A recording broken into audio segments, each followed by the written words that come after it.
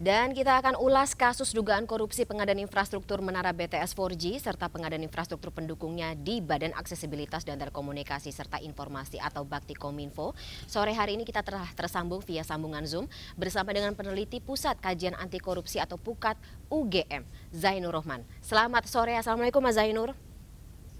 Waalaikumsalam warahmatullahi wabarakatuh. Selamat sore Mbak Fani. Baik, Mas Zainur, ini sudah ada 5 tersangka yang ditetapkan oleh Kejagung dalam kasus ini dan kali ini atau hari ini adalah pemanggilan kedua atas Menkominfo.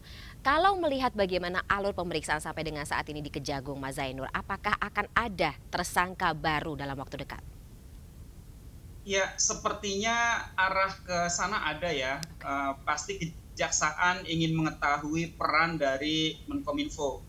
Kenapa? Karena adik dari Menkominfo menerima sejumlah aliran dana, sedangkan diketahui bahwa yang bersangkutan tidak memiliki keterkaitan dengan proyek yang berlangsung di Kominfo di dalam pembangunan BTS di kawasan 3T tersebut. Atas dasar apa adik seorang menteri mendapatkan aliran dana? Nah, ini Ya. yang didalami oleh pihak kejaksaan. Nah, biasanya ada beberapa kemungkinan seorang anggota keluarga penyelenggara negara menerima aliran dana. Yang pertama bisa jadi itu merupakan pembayaran untuk penyelenggara negaranya, tetapi kemudian melalui anggota keluarga. Dan ini adalah modus yang umum. Biasa penyelenggara negara itu seorang pejabat kalau menerima suap gratifikasi itu melalui anggota keluarga, ajudan, pembantu, sopir, karyawan, atau pihak-pihak lain yang bahkan tidak memiliki keterkaitan. Jadi ini yang sedang didalami oleh kejaksaan dalam rangka apa? Apakah ini pemberian kepada pejabatnya atau seperti apa? Nah, yang kedua, ya, mungkin ini bisa juga merupakan perdagangan pengaruh jika ada upaya aktif dari adik Menkominfo tersebut di dalam melakukan pengurusan proyek. Nah, ini akan ya, didalami oleh pihak kejaksaan. Apakah ada pengurusan aktif menjual nama seorang kakak yang kebetulan adalah seorang penyelenggara negara yang memiliki kewenangan di bidang telekomunikasi dan berkesesuaian dengan proyek BTS yang sedang dijalankan. Nah, kemudian nanti akan bisa dilihat apakah ini hanya seperti itu saja, hanya menjual pengaruh dari sang kakak. Nah, kalau hanya menjual pengaruh, memang dari sisi hukum sayangnya Indonesia sampai saat ini belum mengkriminalisasi trading in influence yang sebenarnya sudah diminta oleh UNCAC, United Nations Convention Against Corruption, korupsi PBB melawan korupsi untuk bisa dikriminalisasi di dalam peraturan perundang-undangan di Indonesia.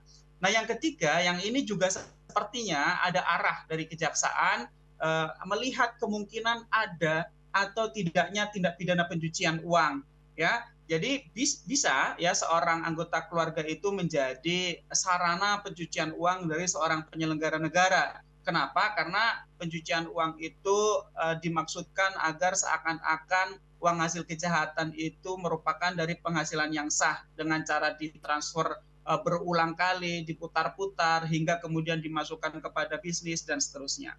Nah, catatan pentingnya, meskipun telah ada pengembalian sejumlah uang, ya hampir sekitar 1,5 miliar kepada negara melalui kejaksaan, di dalam Undang-Undang Tindak Pidana Korupsi, di dalam pasal 4, diatur bahwa pengembalian kerugian keuangan negara tidak menghilangkan unsur pidana di dalam tindak pidana korupsi. Jadi pengembalian uang tersebut justru semakin memperkuat adanya dugaan pelanggaran hukum di dalam penerimaannya. Nah, kita akan melihat ke depan. Saya lihat kejaksaan ingin mengetahui ya peran aktif seperti apa yang dilakukan oleh Menkominfo di dalam mengatur ya sejak awal pihak-pihak yang diberikan pekerjaan untuk menggarap proyek BTS di daerah 3T tersebut. Gitu Mbak Fani.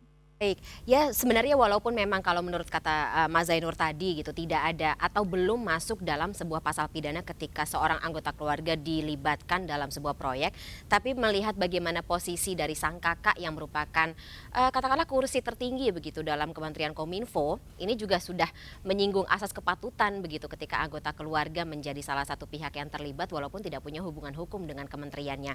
Nah, bicara hal itu kita juga melihat gestur yang telah disampaikan disampaikan sendiri oleh Presiden Jokowi ketika beliau mengatakan sudah kita selesaikan saja kepada proses hukum.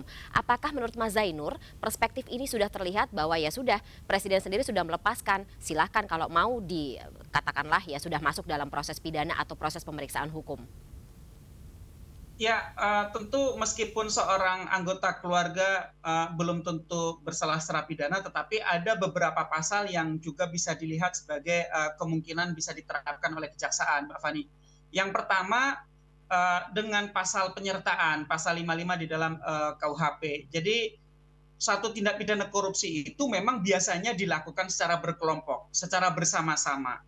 Nah, ketika ada peran secara aktif dari seorang adik Menkominfo di dalam pengurusan proyek tersebut, yang proyek tersebut diketahui di dalamnya ada korupsi, maka peran aktif tersebut bisa masuk sebagai bentuk penyertaan, sehingga bisa dikenakan pasal yang sama dengan tersangka yang lain dengan menggunakan pasal 55 KUHP. Yang kedua, kalaupun benar-benar pasif, tidak melakukan apapun, tiba-tiba mendapatkan transfer sejumlah uang dari para penyedia barang dan jasa yang sedang mengerjakan proyek di Kominfo, maka ada kemungkinan juga untuk menerapkan pasal TPPU, yaitu penerimaan secara pasif. Karena TPPU itu pada intinya adalah menerima harta yang diduga atau patut diduga. Nah, jadi seorang anggota dari pejabat ketika mendapatkan uang dari pihak yang sedang mengerjakan proyek di tempat keluarganya menjabat, maka patut diduga uang-uang tersebut terkait dengan pekerjaan kakak. Nah, dengan pekerjaan keluarga yang sedang menjabat. Nah, dalam konteks seperti itu, ini tetap bisa dijerat dengan undang-undang TPP. Jadi menurut saya ya adik Menkominfo ini tetap menurut saya akan ditindaklanjuti oleh kejaksaan, tidak dilepas begitu saja karena masih banyak pasal-pasal yang kemungkinan bisa digunakan untuk menjerat yang bersangkutan. Nah, selanjutnya soal gestur atau juga sinyal dari istana, ya saya melihat bahwa Presiden Jokowi sudah menunjukkan sikap yang baik, yang tepat gitu ya. Karena memang semua orang sama di hadapan hukum meskipun yang bersangkutan adalah seorang pejabat dengan tingkat jabatan yang sangat tinggi.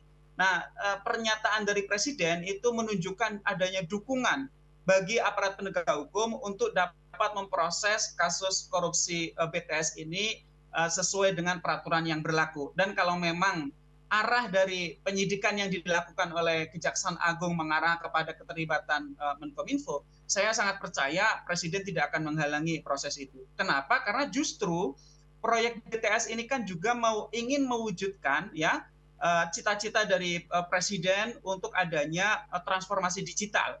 Kita tahu ya Presiden punya concern yang cukup tinggi di dalam dunia digital. Ya, Presiden Jokowi punya semangat ketika berbicara soal transformasi, bicara soal digitalisasi begitu ya. Nah, proyek BTS ini sejak awal memang ditujukan agar ada pemerataan kualitas digital di seluruh Indonesia dengan melakukan transformasi. Oleh karena itulah selama ini ada wilayah-wilayah yang belum dicakup oleh sinyal 4G. Wilayah-wilayah itu adalah wilayah terluar, tertinggal, dan terdepan ya, 3T. Nah, mereka ini selama ini tidak terjangkau oleh sinyal 4G, apalagi ketika COVID melanda, maka ada ketidakadilan digital ya.